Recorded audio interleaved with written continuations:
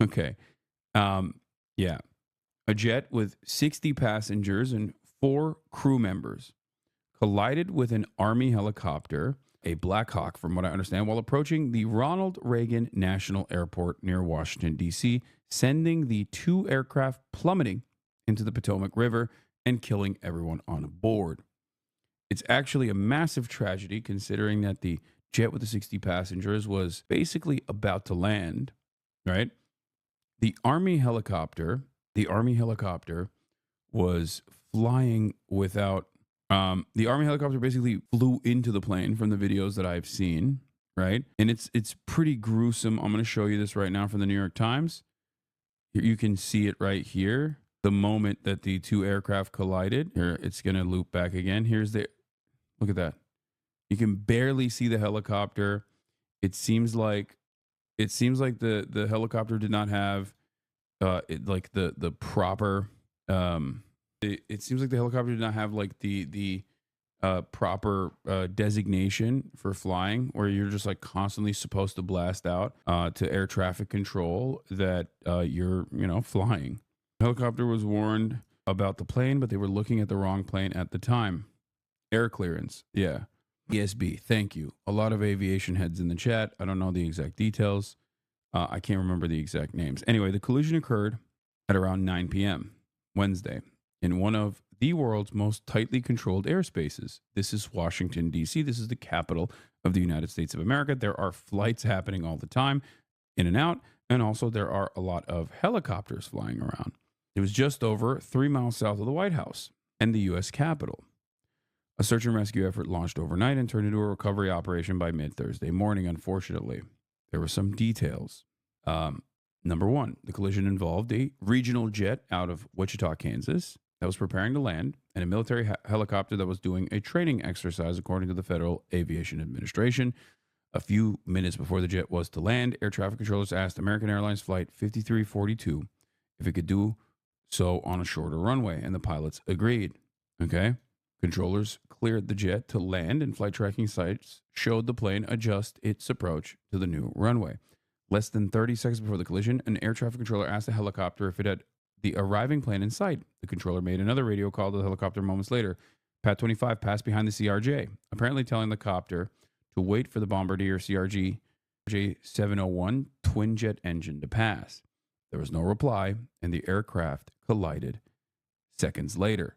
The plane's radio transponder stopped transmitting about 2,400 feet short of the runway, roughly over the middle of the Potomac. The body of the plane was found upside down in 3 sections in waist-deep water, officials said.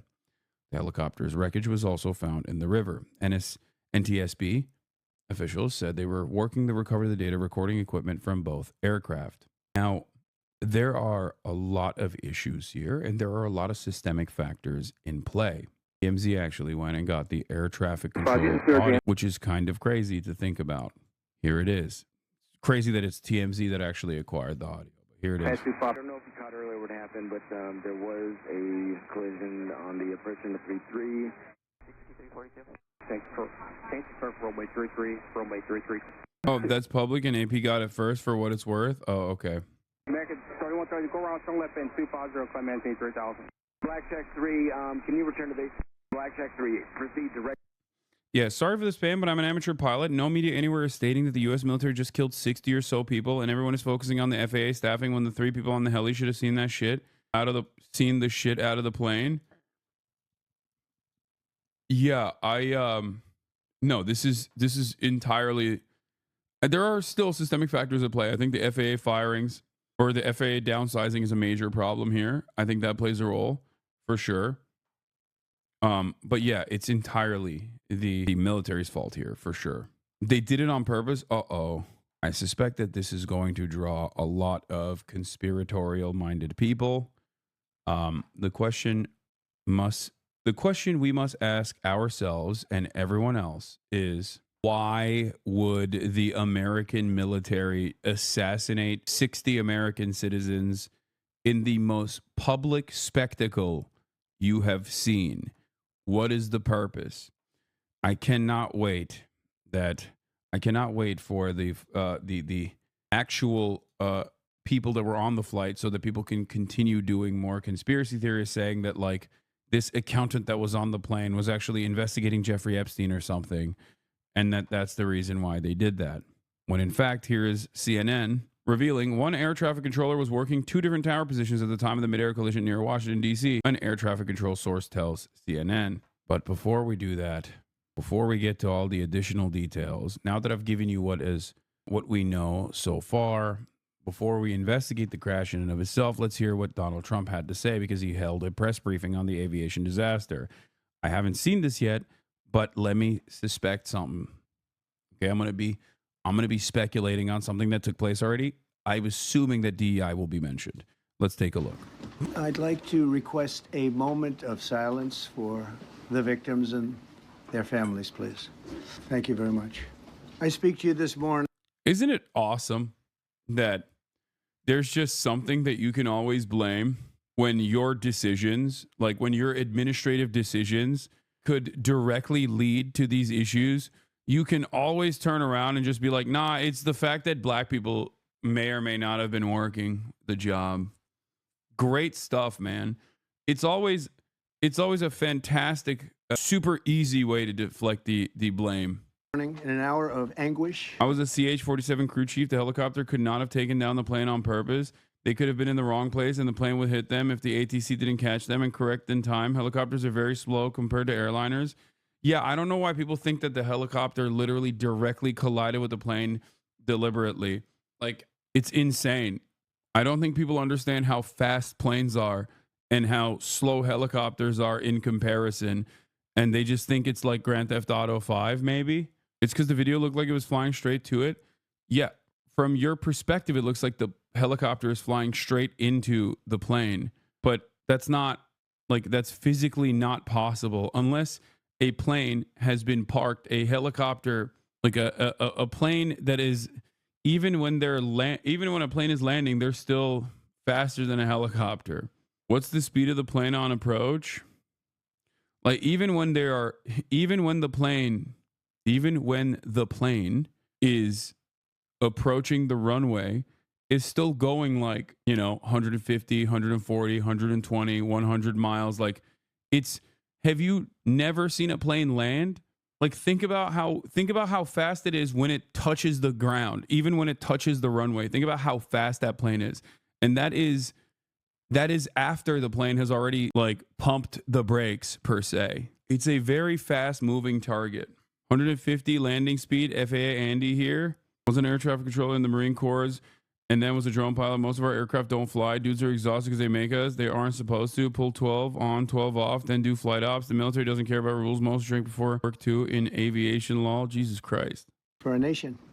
Just before 9 p.m. last night, an American Airlines regional jet carrying 60 passengers and 4 crew collided with an Army Black Hawk helicopter carrying 3 military service members over the Potomac River in Washington, D.C., while on final approach to Reagan National Airport. Both aircraft crashed instantly and were immediately submerged into the icy waters of the Potomac. Real tragedy. The massive search and rescue mission was underway throughout the night, leveraging every asset at our disposal, and I have to say the local, state, federal, military, including the United States Coast Guard in particular, they've done a phenomenal job. So quick, so fast, it was mobilized immediately. The work has now shifted to a recovery mission. Sadly, there are no survivors. This was a dark and excruciating night in our nation's capital and in our nation's history, and a tragedy of terrible proportions. As one nation, we grieve for every precious soul that has been taken from us so suddenly. And we are a country of, really, we are in mourning.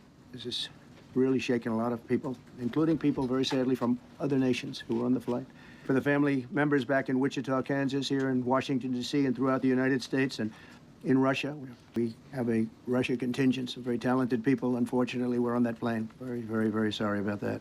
Whose loved ones were aboard the passenger jet.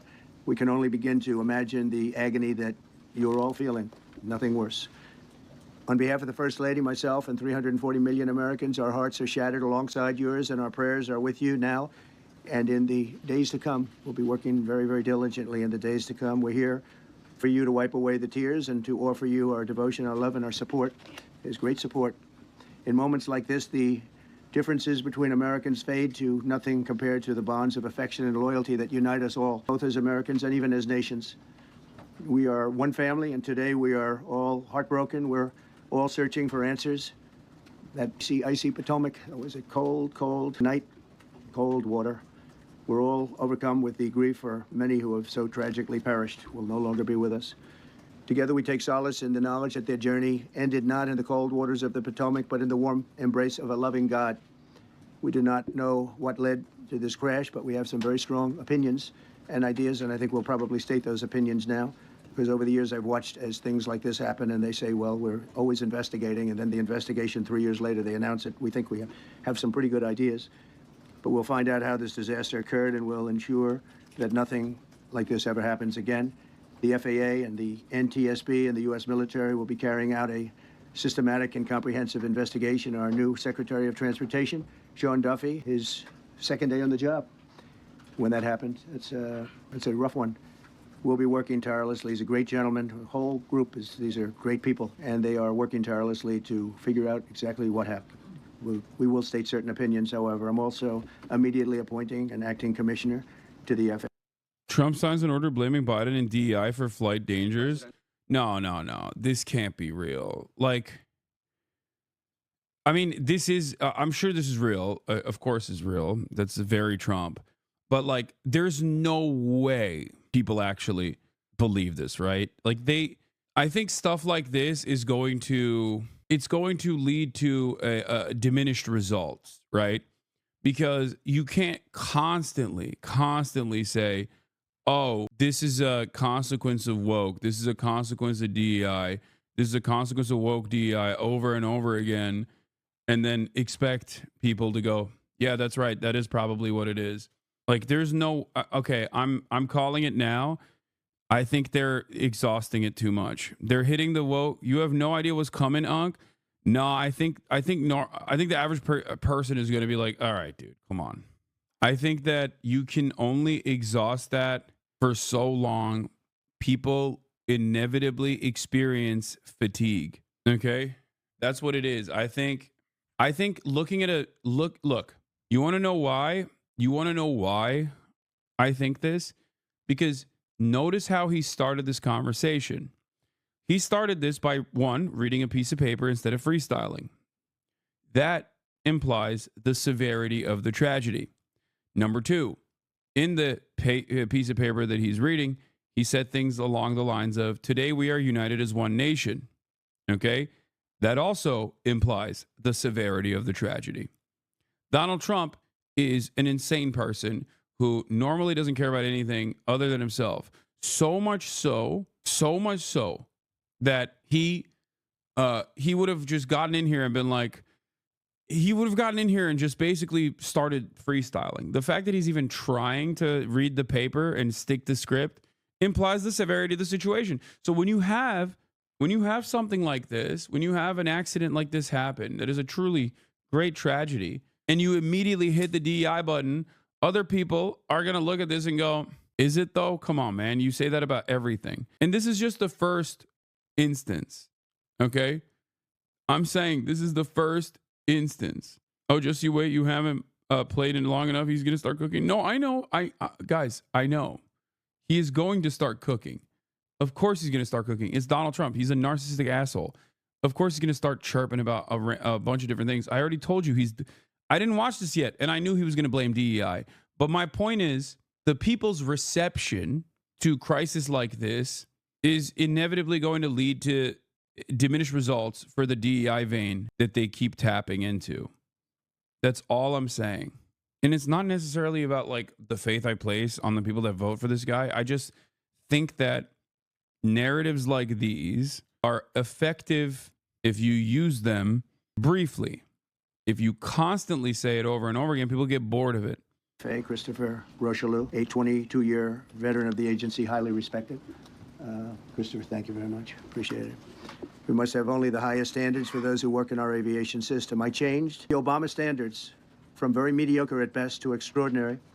You remember that. Only the highest aptitude, they have to be highest intellect, and psychologically superior people were allowed to qualify for air traffic controllers. That was not so prior to getting there. When I arrived in 2016, I made that change very early on because I always felt this was a job that. Like, I'll give you a direct example, okay? Egg prices are supposed to go down. They don't go down, they get more expensive, right? Let's say egg prices get more expensive, okay? You can't just keep saying it's DEI. At a certain point, people are going to be like, but you're the fucking president. Do you understand what I mean? Some people will turn around and say, oh, well, egg prices aren't going down because it's like has nothing to do with the president whatsoever. I just realized that, even though I didn't realize it under the Biden administration. But like, people will still experience the harm and will go, okay, well, my president's not doing anything. Do you see what I'm saying?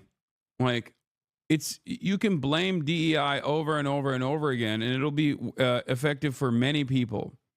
Okay, it'll be effective for a lot of people. I'm sure Asmongold's community is like, hell yeah, even though it was a straight white airplane pilot, straight white helicopter pilot, straight white air traffic controller, straight white FAA administrator fired by straight white president and straight white billionaires or whatever. Ultimately, it's actually the fault of woke, right? Like, that some people in Asmongold's community probably fucking eat this up. My point is, some people. I don't even think all people in Asmongold's community will eat this up. Do you see what I'm saying? Because, like, it's too much. It's too much. Like, there's not a single, like, black or brown person involved in it, which most people don't give a shit about, right? But also outside of that, it's like, come on, dude, you literally say this about everything. At a certain point, even people who are believers committed to this cause are going to be like, it's like, what are we doing here? Oh, 9/11 is a DEI situation. You know what I mean? It's like looking at 9/11 and being like, this only happened because of fucking DEI. Like, you're ridiculous at that point. Do you see what I mean?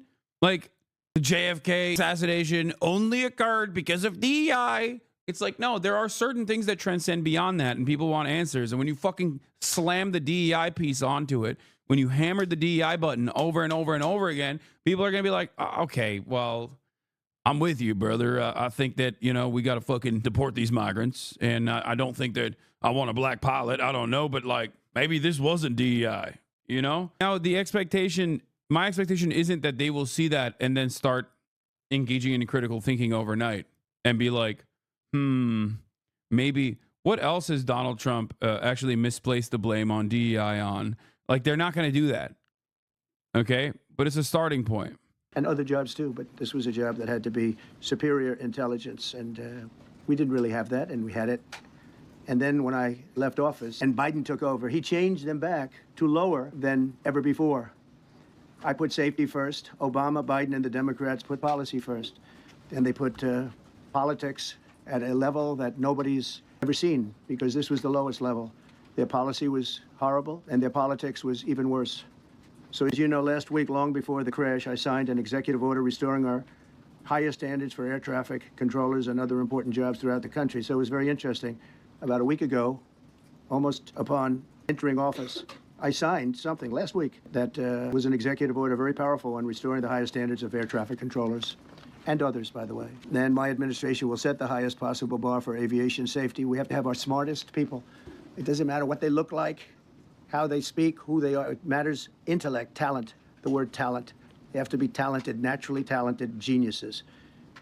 You can't have regular people doing that job. They won't be able to do it. But we'll restore faith in American air travel. I'll have more to say about that. I do want to point out that various articles that appeared prior to my entering office, and here's one. The FAA's diversity push includes focus on hiring people with severe intellectual and psychiatric disabilities. That is amazing. And then it says FAA's people with severe disabilities are most underrepresented segment of the workforce, and they want them in, and they want them, they can be. Yo, this is, okay. That's crazy. Yo, this is straight up. Yo, this is actually, like, remember, the Nazis also hated the disabled too. Like, that's crazy. They actually unironically are just like, yo, if you have any disability whatsoever, fuck you. Like, what? That's crazy. Yo, what is happening? Also, I feel like Donald Trump is kind of disabled himself. You know what I mean? Like, what's he talking about? But to be fair, I guess Hitler didn't also subscribe to the Ubermensch in the way that he looked either. And Ben Shapiro is not exactly a beacon of masculinity. These guys don't really care about that. These guys don't even care about being a part of the in group. They just believe that if they say the right things, they'll be a part of the in group. Air traffic controllers, I don't think so. This was in January 14th, so that was a week before I entered office. They put a big push to put diversity into the FAA's program. The ATC tower for this incident reportedly had 19 to the 30 staff say they needed for safe operation. That's the case for like ATC nationwide. Oh, I hate this. Dude, our endless profit seeking and endless cost cutting initiatives are unironically making like it's just it's making air travel less safe. It will ruin commerce. It will have major impacts. This is a problem that Ronald Reagan, I think, played a formative role in creating, and no president has really fixed it. Then another article, the Federal Aviation Administration, this was before I got to office, recently, second term. The FAA is actively recruiting workers who suffer severe intellectual disabilities, psychiatric problems, and other mental and physical conditions under a diversity and inclusion hiring initiative spelled out on the agency's website. Can you imagine? These are people that are, I mean, actually, their lives are shortened because of the stress that they have. Brilliant people have to be in those. Trump's previous FAA was hiring qualified people with disability as well. Trump has made clear he has less than zero evidence that the FAA is hiring people with disabilities contributed to yesterday's crash. So this whole conversation is a non sequitur. But since he has started the conversation, some facts.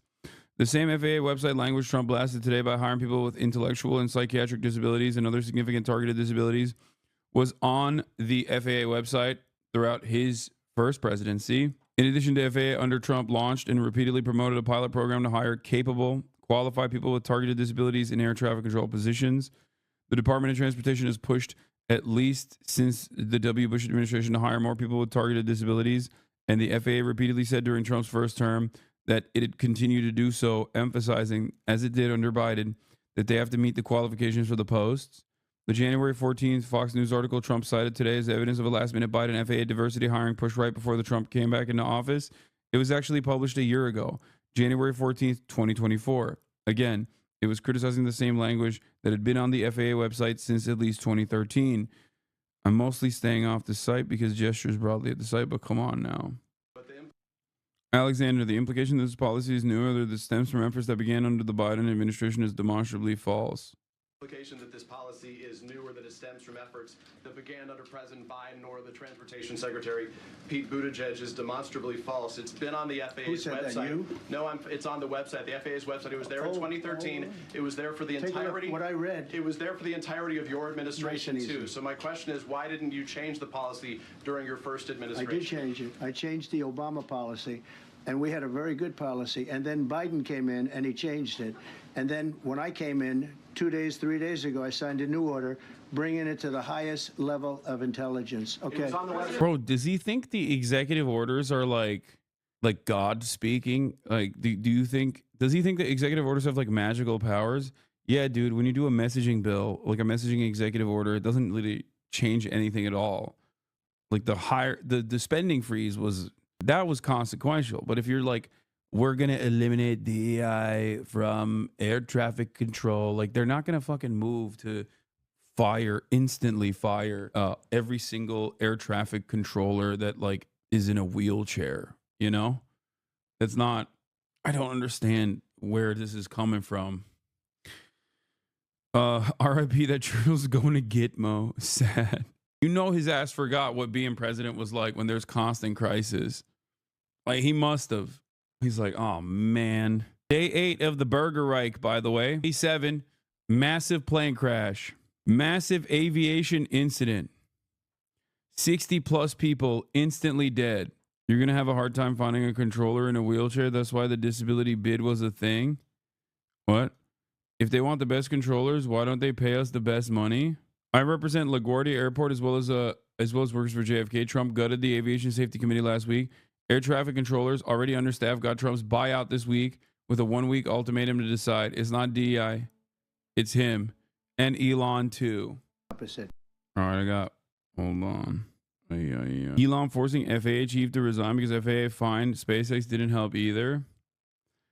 Yeah, I mean, dude, this is just straightforward bad management.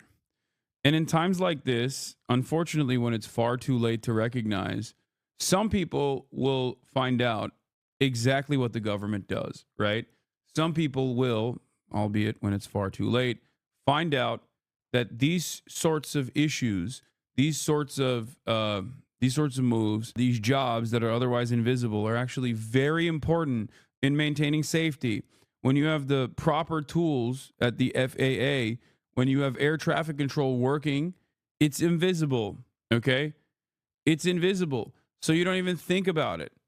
You only think about it. You only think about the ATC being understaffed when it no longer is invisible. I read, I mean, there are reports on this stuff that the air traffic control in the United States of America has significant understaffing. It is the same principle at virtually every job site at this point. Virtually every industry, every sector demands more labor participation, higher percentages, and higher numbers in the workforce. And yet our cost cutting demands that people operate more efficiently. And that efficiency is going to lead to a lot of issues. That efficiency is going to cause problems, okay? Efficiency at the hospital implies that your emergency room nurse is having to take care of more than 5 patients, which is supposed to be the norm. 4 patients is supposed to be the max, right? Efficiency implies your nurse is now taking care of 10 patients, 20 patients, and you cannot give proper medical care to 20 people when on your 12-hour shift, the maximum amount of people that you're supposed to be taking care of is 4 people. But hey, guess what? That's a good cost-cutting initiative, right? It's better for the bottom line of the hospital, but it's actually lower quality care overall. It's also less safe overall. You do not want your grandparents or your loved ones to be taking care of someone who unfortunately does not have the proper bandwidth, the proper time, the space to take care of them, right? That is a great example of understaffing leading to worse results and less safety overall. It's not like the nurses are worse. It's just they're taking on so much more. And the same goes for the ATC. You know what I mean? It's not like the ATC itself is doing a worse job because they're just like more black or something. It's because there are more people that must be hired for these jobs, but that costs money and we don't want to do that. And their lives are actually shortened, very substantially shortened because of the stress where you have many, many planes coming into one target. And you need a very special talent and a very special genius to be able to do it. Targeted disabilities are those disabilities that the federal government, as a matter of policy, has identified for special emphasis in recruitment and hiring. The FAA's website states they include hearing, vision, missing extremities, partial paralysis. An FAA employee I know confirms the agency already lacks sufficient air traffic controllers. This is hours before the crash, by the way. The so-called buyouts and other attacks on federal employees won't help. Remember that fact when flight delays, crashes commence, and Trumpers start falsely blaming DEI or Biden. And then it's like the Washington Times. FAA turned away qualified air traffic controllers based solely on race. From the editorial board of the Washington Times. Like, that is literally an editorial piece from the Washington Times. It's no different than just like making up your own headline and then posting that as quote unquote proof. It's so goddamn stupid, man. That's the level of care and attention we have to proper media coverage nowadays. It's just like, hey, I saw this article headline that agrees with me. Look at it. It's like, did you read the article? Did you look at did you look at the outlet? Are you familiar with the outlet whatsoever? Like, is it an editorial op-ed? Like, is it an editorial piece? Is it actually objective news reporting? Is this website capable of objective news reporting? You says you lol. Dude, come on. I do this professionally. I'm not your favorite debate pervert content creator. Okay, I'm a fucking media figure for the past 10 goddamn years. I work with journalists directly. Like, media literacy is one of the most important aspects of my commentary. Yes, I can see a fucking headline and immediately know, or see a goddamn newspaper and know immediately what its actual inherent biases are. I don't need to use like ground news for that type of shit. Okay. You feel me? You understand? I know you probably watched a couple fucking drama slop tubers who don't know anything about politics, don't know their ass and their fucking elbows. And now you think like, well, I'm well equipped to think that this person who's a professional news commentator who literally gets consistent coverage from the likes of New York Times, LA Times, and numerous other legacy publishers about the work that he's doing in the field of new media. But actually, those guys are all wrong. Those professional journalists are all wrong. It's my favorite slop tuber that wrote a compilation of fucking Reddit posts. That guy knows about media literacy. Get the fuck out of here. Come on. I ain't got no time for this bullshit right now. He said, says you. I think I got to be a little bit more ruthless with people who just like have presented themselves as a formative, as a point of authority on things like this, while they are just simply dipping their toes into the field of politics without any sort of previous research, any sort of fucking reading done whatsoever. Is crazy. I'm noticing this trend. Sleep paralysis, epilepsy, severe intellectual disability, psychiatric disability, and dwarfism all qualify for the position of a controller of airplanes pouring into our country, pouring into a little spot, a little dot on the map, a little runway.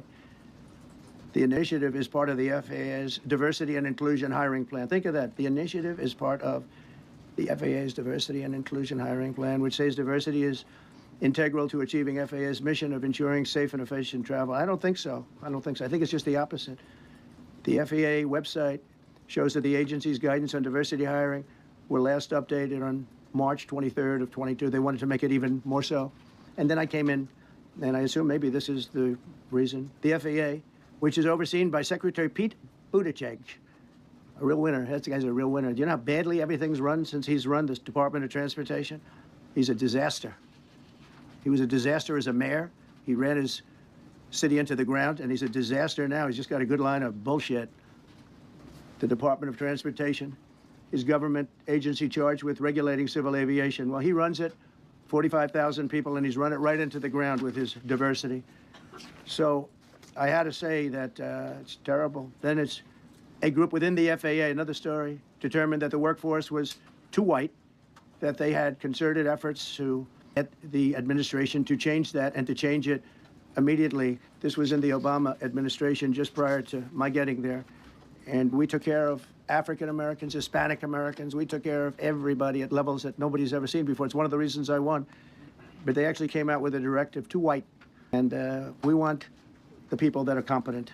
But now we mourn and we pray and would like to ask all Americans to join me in a moment of silence as we ask God to watch over those who have lost their lives and bring comfort to the loved ones. And I just want to say God bless everyone in this room. This has been a terrible, very short period of time. We'll get to the bottom of it. So we all saw the same thing. We've seen it many times. I've had the honor of hearing tapes.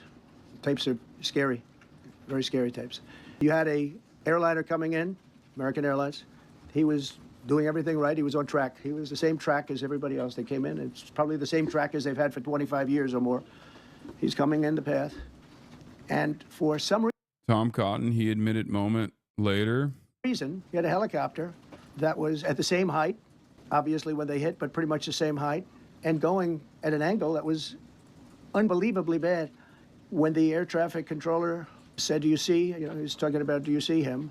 But there was very little time left when that was stated.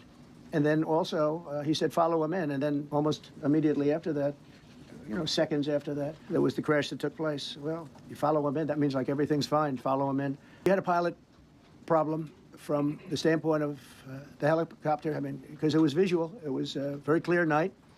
It was cold, but clear, and clear as you could be. The American Airlines plane had lights blazing. They had all of their landing lights on. I could see it from... President Trump just not asked if he'd visit the crash site. Response, what's the site? The water? You want me to go swimming? He's got such a way with words, dude. Memorandum titled Immediate Assessment of Aviation Safety. In light of the damage done to aviation safety by the Biden administration's DEI and woke policies, what this presidential memorandum orders is for your Secretary of Transportation and FAA Administrator, in this case acting FAA Administrator, to basically ensure that we are actively undoing all of that damage, that we are assessing how much damage was done, and that we're ensuring that people hired within the FAA, in keeping with your memorandum of January 21st, are only the most outstanding, capable people for the jobs that they're being hired into. In other words, competence. Yes, sir. Elevating competence over everything. Christ. Dude, everything. Like 9/11 happens in the United States of America, and our leaders immediately use that as an opportunity to go to war with like all these countries in the Middle East, resource-rich nations that we want to invade. Tragedy happens under the Trump administration, and they're like, well, this actually is because we didn't melt the disabled. Far too many black people that have been hired for these positions. Like, it's crazy. Not to say that like one is better than the other, okay? Make no mistake. Moments of crisis create moments of opportunity for all administrations, okay? It's just crazy that like the scope has narrowed in spectacular fashion. Interesting stuff. Kennedy Center tape. We had a tape up on the Kennedy Center. That seems to be the primary. That's why I'm sure we'll see other tapes, because it's such an area where there are a lot of cameras looking up into the air, into space. So we'll probably see many other shots of it before too much time goes by. But we had a situation where you had a helicopter that had the ability to stop. I have helicopters. You can stop a helicopter very quickly. It had the ability to go up or down. I just don't see what the fuck DI has to do with the ATC being understaffed. Well, it's because you're actually looking at a real problem that exists in the ATC, okay? Also, accidents still happen regardless if the ATC was properly staffed, okay? I mean, look no further than like a place like South Korea, right? Despite the fact that these are also capitalist dystopias, like these places actually, these nations place a lot of emphasis on safety and maintain redundancies, right? Redundancy is the key to safety in general. You can never have too many people working on safety measures, and you can never actually, especially in air travel, you can never have too many redundancies. It's not a thing. Like most of these planes have multiple fail safes. When something experiences a point of failure, there is like numerous other systems in place that you can utilize, right? The problem is with, you are wrong, Korea has a terrible track record of safety. I mean, okay, Japan.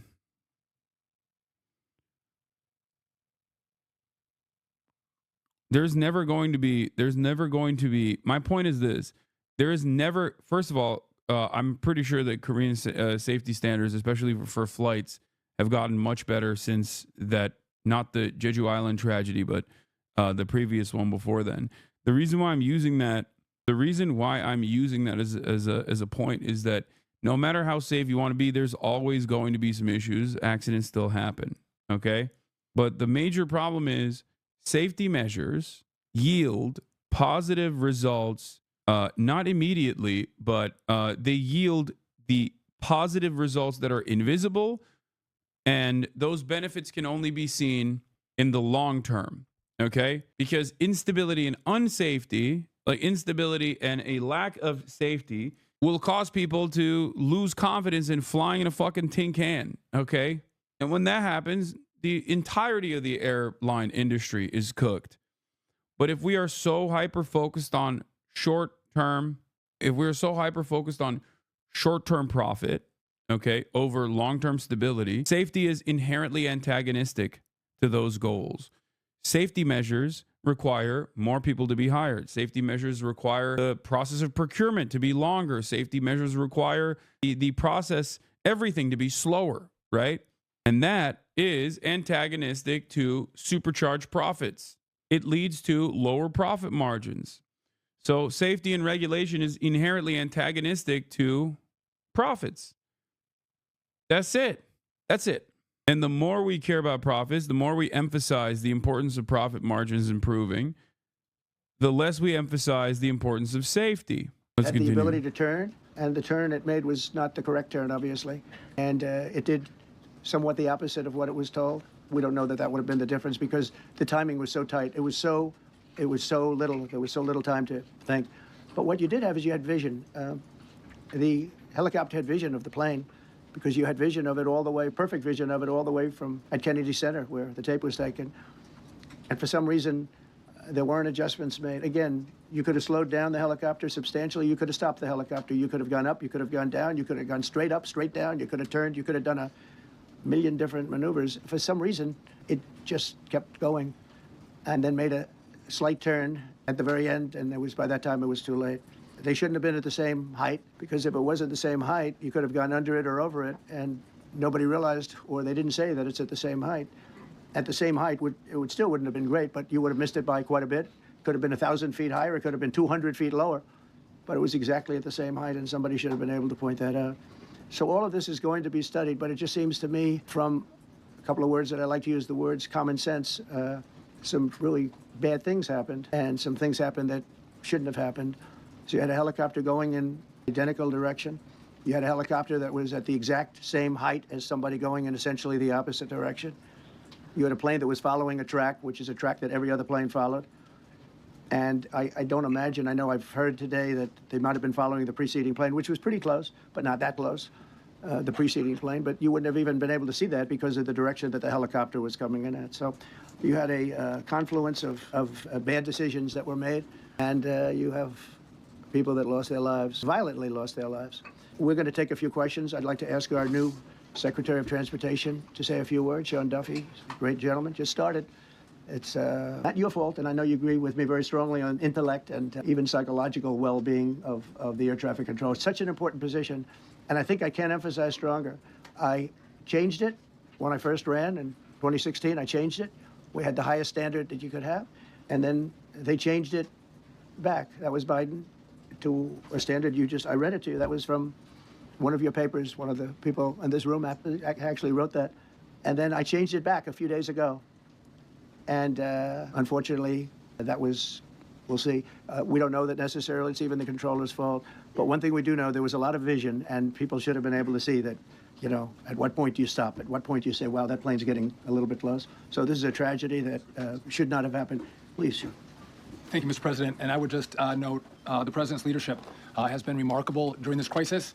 We've had a whole of government response, local. Trump's Transportation Secretary Sean Duffy also just sent a memo directing staff to eliminate any rule, document, or policy from the past 4 years that relate in any way to climate change and greenhouse gas. Transportation is the biggest greenhouse gas emitting sector in the U.S. Trump's Transportation Secretary Sean Duffy just sent out a memo directing staff to give preference to communities with marriage and birth rates higher than the national average. Wait, what? What? To the extent practicable, relevant, appropriate, and consistent with law, mitigate the unique impacts of DOT programs, policies, and activities. What? Huh? On families and family-specific difficulties such as accessibility of transportation to families with young children, give preference to communities with marriage and birth rates higher than the national average, including administering the Federal Transit Administration's Capital Investment Grant Program. I don't understand. Is it like DEI without saying DEI? Aren't communities with the higher birth rates above the national average literally like minority communities? Are they just like trying to sneak in DEI or something without... What is happening? Sent to me from a pilot. Beginning on Saturday, February 1st, San Carlos Federal Contract Tower will be understaffed, ATC 0. Oh, great. That's cool. That seems like a good... Wait, unstaffed? Wait, my brain refused to read it correctly. Wait, what? Unstaffed? What? Dude, I swear to God, my brain didn't read it. My brain was like, oh, understaffed. Great. Like my brain was like, no. ATC 0 is usually a thing at small airports. This morning, we were informed by FAA headquarters that the SQL tower will be unstaffed. ATC 0 starting Saturday, February 1st. The FAA has awarded a new contract for air traffic services SQL to Robinson Aviation. However, the contract does not include locality pay to account for the high cost of living in the San Francisco Bay Area. As a result, RVA's employment offers to current SQL controllers were significantly lower than their current compensation under Serco. Understandably, all current controllers have declined RVA's offers. Our controllers' last day at SQL will be Friday, January 31st. If you have the chance, please thank them for their excellent service they provided to SQL for the past year. We requested temporary FAA staffing for the tower solution currently being implemented at Eagle Airport in Colorado during its transition from Serco to RVA. However, the FAA informed us this morning that they will not provide temporary personnel for SQL. Key Airport, a long approach to SFO to lose all air traffic controllers this week. So this is a tiny This is a tiny airport, right? And you might think, well, it's just a tiny airport. Who cares? Like, there's plenty of tiny airports that just go unstaffed from time to time. But isn't this near a major airport? There's still obviously like a network of, I mean, there's obviously still planes that are flying in the sky above and near this area, especially when they're approaching a major airport. And therefore, I see this being Tipster is a private pilot, not for an airline. I'm a pilot. Received this email from my airport manager about the issue that's been growing problem for the years in the Bay Area, and is now growing even worse. San Carlos Airport is an airport within 10 miles of San Francisco International Airport, and will have no traffic controllers starting February 1st. Oh, shit. This is terrifying. Hold on. I got to make a call real quick. Fuck. I don't even know if Will is up yet. Oh, Will's phone is off, dude. Uh-oh. Because we're supposed to be going for the beautification stream soon. Okay, both Caroline and Will's phones are dead. That's not good. Wait, Caroline's picking up. Hold on. You got to go door knock? I can't. Hello? Good morning. Is Will up? Oh, he's waking up. All right. I'll see you downstairs in 10 minutes. Is that all right? All right, perfect. Bye. SQL is directly between SFO and a NASA test site. Nice. Okay. I'm gonna let Trump ride for a second, or Sean Duffy ride for a second, while I go get prepared. What happened to 5 hours? What do you mean 5 hours? I told you we're doing the beautification stream now before we go to just watch, okay? State, federal, and when you see that kind of cooperation, it begins with the leadership in this body. So thank you for that, Mr. President. You make our jobs a lot easier. You made an important point that when we deal with safety, we can only accept the best and the brightest in positions of safety that impact the lives of our loved ones, our family members. And I think you make a really important point on that, Mr. President. That is the motto of your presidency, the best and the brightest, the most intelligent coming into these spaces. I want to take a moment and extend my condolences to the families of the loved ones. We commit to them that we are going to get to the bottom of this investigation, not in 3 years, not in 4 years, but as quickly as possible, with the NTSB, who is here today, as well as the FAA. What happened yesterday shouldn't have happened. It should not have happened. And when Americans take off in airplanes, they should expect to land at their destination. That didn't happen yesterday. That's unacceptable. And so we will not accept excuses. We will not accept passing the buck. We are going to take responsibility at the Department of Transportation and the FAA to make sure we have the reforms that have been dictated by President Trump in place to make sure that these mistakes do not happen again. And again, I want to thank you for your leadership, Mr. President, and I appreciate the confidence you placed in me. Thank you. Pete, would you like to say something? Well, thank you, Mr. President. Again, I want to echo what the Transportation Secretary said about your leadership. From the moment we found out about this, we were in contact with the White House trying to determine exactly what happened. I would echo it as well. No excuses. We're going to get to the bottom of this. We first and foremost, from the Defense Department, want to pass our condolences to the 64 souls and their families that were affected by this. Never should happen. And certainly the 3 service members, the 3 soldiers, a young captain, staff sergeant, and a CW2, chief warrant officer, on a routine annual retraining of night flights on a standard corridor for a continuity of government mission. The military does dangerous things. It does routine things on the regular basis. Tragically, last night, a mistake was made. I think the president is right. There was some sort of an elevation issue that we have immediately begun investigating at the DOD and Army level. Army CID is on the ground investigating. Top-tier aviation assets inside the DOD are investigating, sir, to get to the bottom of it so that it does not happen again, because it's absolutely unacceptable. But I want to echo what the Transportation Secretary and you, Mr. President, said, because it pertains to the DOD as well.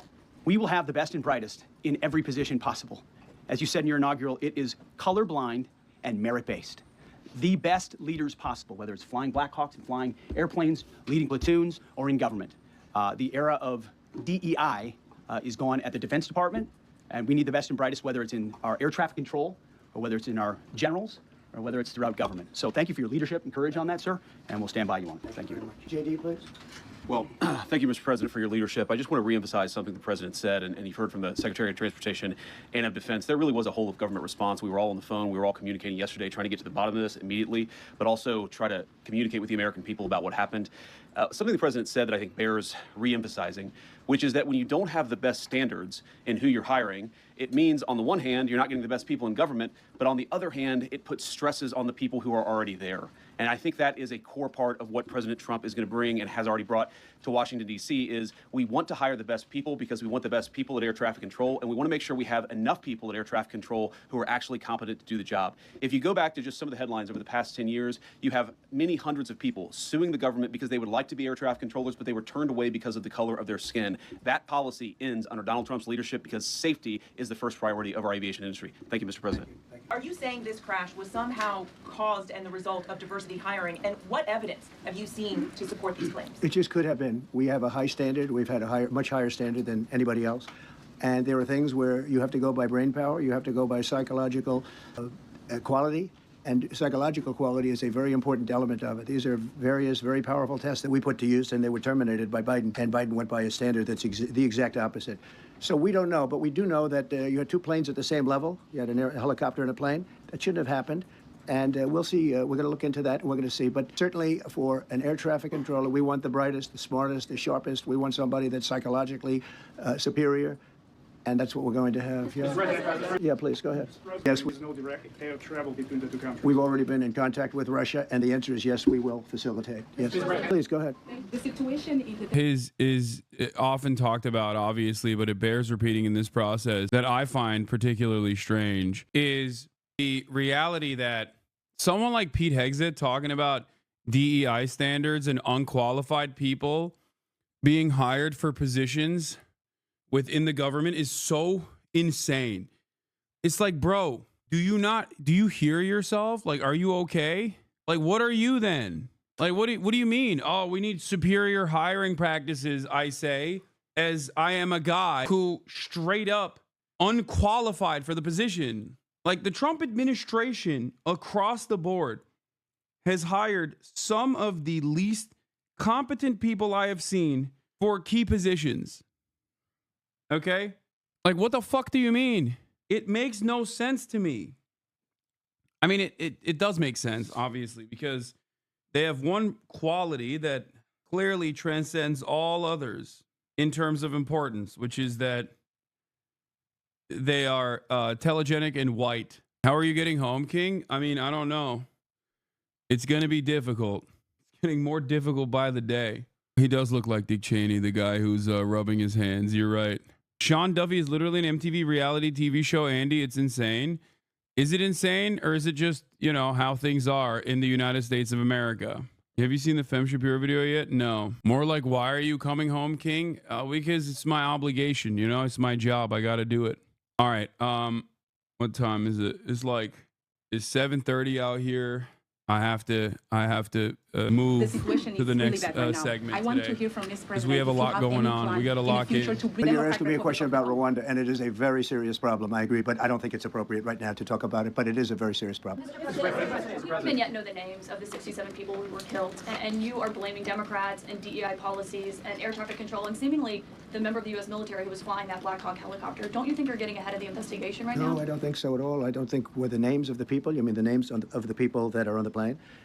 You think that's going to make a difference? They are a group of people that have lost their lives. If you want a list of the names, we can give you that. We'll be giving that very soon. We're in coordination with American Airlines. We're in coordination very strongly, obviously, with the military. But I think that's not a very smart question. I'm surprised coming from you. Please. Thank you. Based on your analysis so far, do you have a sense of who was at fault, if it was the plane, the helicopter, air traffic control, and can you assure people that it is safe to fly in and out of D.C.? Well, I've given you the analysis, and the analysis was based on vision. You had a lot of people that saw what was happening. You had some people that knew what was happening. There was some warnings, but the warnings were given very, very late. Those warnings were given very late. It was almost as they were given. A few seconds later, there was the crash. It should have been brought up earlier. But the people in the helicopter should have seen where they were going. I can't imagine people with 20/20 vision not seeing, what's happening up there. Again, they shouldn't have been at the same height. You're going in reverse directions or sideways directions. Obviously, you want to be at different heights. I see it all the time when I'm flying. You have planes going in the opposite. They're always lower. We're higher. So if somehow there's a screw-up, there's not going to be a tragedy. It'll be close. But, there's never going to be a tragedy if you're at a different elevation. For whatever reason, they were at the same elevation. And also, from the American Airlines standard, he's along the track that every plane is along. You say, what was the helicopter doing in that track? It's very sad. But visually, somebody should have been able to see and taken that helicopter out of play, and they should have been at a different height. The Russians that were on board that plane, what other nationalities were on board that passenger? There were a couple of others. We're going to be announcing it in about an hour. We have some very specific information. We're calling the countries. We've spoken to most of them, but there were some other countries represented. I have not, no. Not about this. You've already issued an executive order. You say will restore aviation safety. Right. This crash happened after that. Was the executive order successful, and what more needs to change that you people say? Well, you know, we issued it 3 days ago, and we're in the process of making those changes. This is something that should have been done a long time ago. Actually, my original order should have never been changed, and I think maybe you wouldn't have had this problem. Maybe. Yeah, please, go ahead. Thank you. We see like everyday life that very often those diversity hires cause sometimes issues, as you just mentioned. So what plan do you have? Are we going to see some fire? Are you going to fire some of those diversity hires in the federal government? What plan do you have? I would say the answer is yes. If we find that people aren't mentally competent, you see the language. The language is put out by them. And if you see that, I'm not going to bore you by reading it again, but these are not people that should be doing this particular job. They'd be very good for certain jobs, but not people that should be doing this particular job. To that, you weren't sure that the controllers made any mistake. You then said perhaps the helicopter pilots were the ones who made the mistake. It's all under investigation. I understand that. That's why I'm trying to figure out how you can come to the conclusion right now that diversity had something to do with this crash. Because I have common sense, okay? And unfortunately, a lot of people don't. We want brilliant people doing this. This is a major chess game at the highest level. When you have classic, 60 it's planes common coming sense, in during a dude. short Common period of time, and they're all sense. coming in different directions. Of course. And you're dealing with very high-level computer work and very complex computers. And one of the other things I will tell you is that the systems that were built, I was going to rebuild the entire system, and then we had an election that didn't turn out the way it should have. But they didn't build the systems properly. They spent a lot of money renovating a system, spending much more money than they would have spent if they bought a new system for air traffic controllers, meaning the computerized systems. There are certain companies that do a very good job. They didn't use those companies. They used companies that should not have been doing it. No, I think it's very important to understand that for some jobs, and not only this, but air traffic controllers, they have to be at the highest level of genius. Okay. I want to ask you about the ice skaters in a moment because the U.S. ice skating community was affected. But first, if I can, the cited FAA text that you read is real, but the implication that this policy is new or that it stems from efforts that began under President Biden or the Transportation Secretary Pete Buttigieg is demonstrably false. It's been on the FAA's website. Who said that, you? No, it's on the website, the FAA's website. It was there in 2013. It was there for the Take entirety. A look what I read. It was there for the entirety of your administration, nice and too. easy. So my question is, why didn't you change the policy during your first administration? I did change it. I changed the Obama policy, and we had a very good policy. And then Biden came in, and he changed it. And then when I came in 3 days ago, I signed a new order, bringing it to the highest level of intelligence. Okay. It's on the website. Please, quiet. You mentioned that a vision was probably the problem that was at issue in this crash. There's been some reports that one of the pilots in the helicopter may be using night vision equipment. Was there any? I heard that. We don't know. We're going to know that pretty soon. It may change your view plane if you do have the night vision. So it's very possible that could have happened. That would be maybe a reason why you wouldn't actually see as well as on a clear night. You can see sometimes better without it. Had a couple of more. Mr. President, is it helpful to have your Secretary of Transportation confirmed? And does this intensify your interest in getting other nominees confirmed quickly as well? Well, sure. We want fast confirmations. And the Democrats, as you know, are doing everything they can to delay them. They've taken too long. We're struggling to get very good people that everybody knows are going to be confirmed, but we're struggling to get them out faster. We want them out faster. It's a good question, actually. We've been pushing Sean. Everyone knows Sean for a long time. He got many, many Democrat votes, but they want to take as long as they can. They ask questions like some of the questions that Peter would ask that were totally irrelevant and not very good questions, but they want to just keep it going. They want to keep it going as long as possible. I was very honored, actually, that you got so many Democrat votes. That was really good. Question: is it your impression that military training was done during that time? The what? The training that the helicopter was involved in. I don't know. These are the things that will come up with the investigation. You don't know, but the helicopter obviously was in the wrong place at the wrong time, and a tragedy occurred. Please. No, go ahead, please. Thank you, Mr. President. You've been critical of the current regulations, and you've called for big reforms at FAA. I'm curious, sir. Well, I made the reforms, actually. What is your message? 3 days ago, I made the Yes, reforms. sir. What is your message then to the American public in the weeks and months ahead? Should they feel hesitant to fly? And if you could clarify perhaps something that the Secretary said when he said that this helicopter went on a continuity of government mission? I don't know what that refers to, but they were practicing. They do that. They call it practicing, and they were, and that's something that should be done.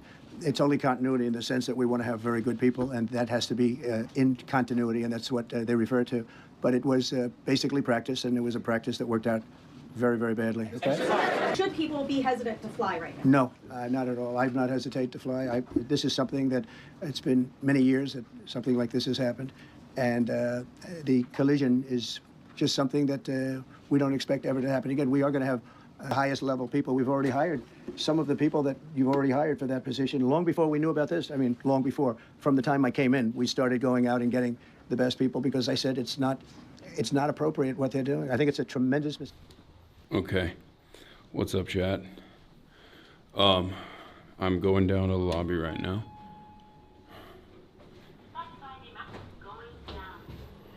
To link up with Will. No more march. Thank you, Lord. Saved. Yeah, you got it. I was going brain dead. I know. I love asking Donald Trump what continuity of government missions mean. Like, just a man who is completely incapable of that, understanding what that means, is too difficult of a word, too difficult of a concept for him to broach, to even begin to explain. But yeah. Damn, this guy's good.